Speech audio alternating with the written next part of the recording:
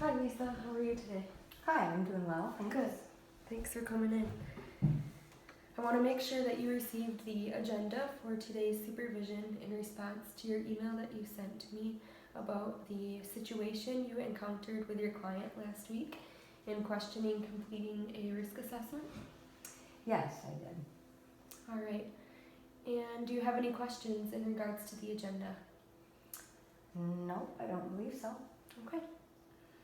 Great. Why don't we start with discussing what happened last week with your client? All right, sounds good. Okay. So what happened with your client last week in regards to a possible risk assessment being completed? Well, Tuesday I was in a session with one of my clients and she was talking about how bad her depression has gotten. So I was asking her questions, and when I asked her about how she feels, she told me some days she doesn't even feel like she's worth anything and thinks about what life would be like if she wasn't even around anymore. So I felt I needed to complete a risk assessment, but I didn't quite know what to ask. I asked her why she thought this way, and she responded with she didn't know exactly why, but just feels like she isn't of any value to anyone. I decided to ask her how often she felt this way and how long these thoughts last. She told me she feels like this way about every day, and the thoughts only last about a minute. I didn't know what else to ask her after this, other than try to focus on her strengths. That can be pretty tough. So what were you feeling after the session? After the session, I wondered if there were other questions that maybe should have asked her in regards to a risk assessment. Then I thought maybe it would be better if I could maybe have someone else with as well to help me ask more specific questions and help me through the process. But I didn't because I didn't want to stop the session at the time, so it's been bothering me. Okay. So what's bothering you now about the client's safety, or that you didn't quite know how to complete the risk assessment, or kind of what questions to ask the client?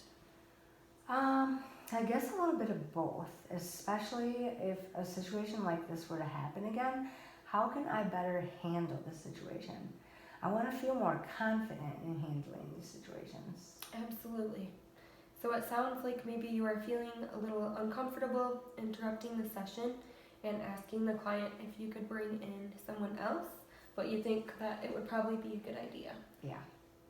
And if I could see how someone else handles the situation, then I can feel better about doing it myself in the future. On the other hand, I don't want the client really to shut down because another person would be joining me during our session. Well, I feel like that is a legitimate concern. But if you feel like you aren't the most comfortable with what your client is saying, or maybe you feel like you're not quite covering all of your bases, I could definitely see the benefit of having somebody in there with you to consult with you and your client. I think so too. Okay.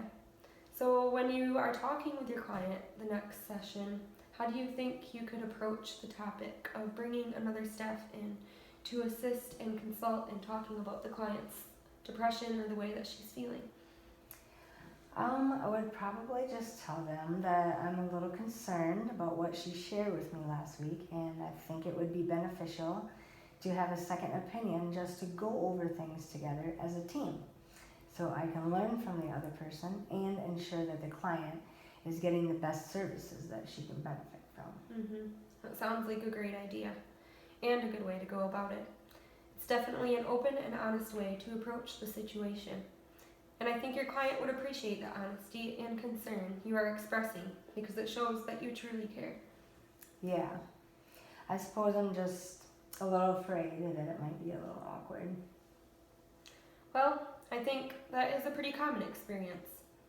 But I like what you said about bringing somebody in to consult with you because you are concerned about your client. You might even want to say something like, I would like to bring in a colleague of mine to make sure I am covering all of my bases. And maybe ask your client how they would feel about someone else joining you during your session to make sure that you are covering all your bases because you care about their well-being. Right. And even though you may be feeling a little awkward about it, the client might not even mind that you are bringing somebody else in. What do you think? I still am feeling a little uncomfortable, but at the same time, I'm feeling better about it. Yeah, I can see that. But I also am hearing you say that you also want to make sure that you are comfortable completing any safety assessments in the future as they arise with clients. Yeah, definitely. Thank you. I think that may help because I'm learning as if I've never done this before. I mean, I received some training on risk assessments in class, but never actually completed them myself before. For sure. And it can definitely feel very different when you are in the session with your client. Yeah, I think so too. Great. Well, thank you for being honest and bringing this to my attention. That is what supervision is for, to assist new employees in feeling competent in their work. I appreciate you utilizing supervision time. You're welcome. Do you have any other questions about what we discussed during the session? No, I don't think so. Okay. If you ever do have more concerns or questions about what to ask, please bring that up in the future. But I would definitely follow through and ask a colleague to sit in as part of your next session. And definitely ask your client if they would be okay for a colleague to join you during part of your next session to ensure that you are asking the right questions and covering all of your bases to make sure that the client is safe. All right, thanks. I'll do that. Great. I would like to hear about how it went during our next supervision session. Please let me know if you have any other questions or concerns. I will. All right. Thank you again, Lisa, for discussing this with me. I really appreciate the collaboration that we were able to talk about during the session to make sure that we can help our clients to the best of our ability. I believe you have done a great job thus far, and it means a lot that you are open to going out of your comfort zone to make sure that you are growing as a social worker. Thank you.